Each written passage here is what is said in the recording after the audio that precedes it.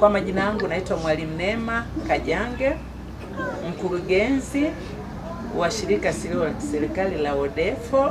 Lengo la ODEFO sasa kubwa ni kuwaunganisha wamama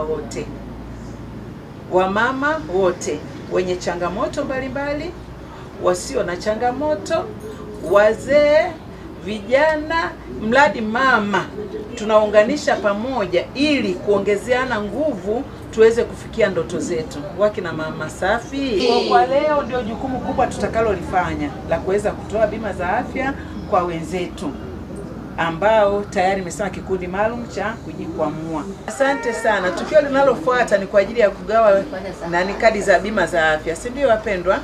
Lakini kwa kusema hayo, wenzetu wa kikundi cha kujikwamua watapata, wako 14, watapata wote. Na hata kama mwingine ameletewa na mtoto wake, lakini bado tunamruhusu atafute mkuu wa kaya mmoja wa kusimamia, kwa atapata watu wote.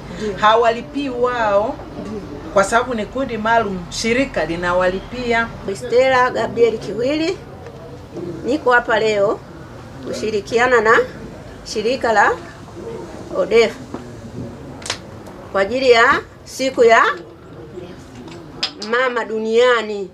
Kwa hiyo nimeshukuru sana kuwepo hapa leo, na nashukuru kwa mpango wao wa kutuwezesha bima ya afya, kupata bima ya afya kwa familia zetu.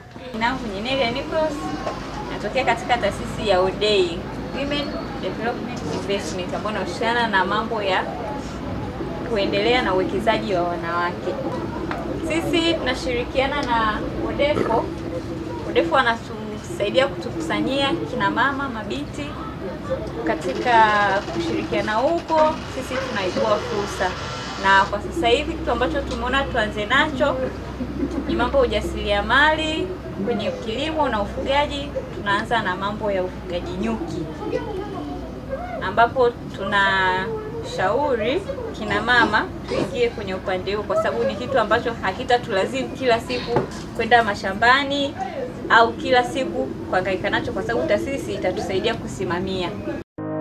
Ili kuwa mwanafamilia bora wa Global TV, usisahau kusubscribe, like, kushare na kucomment.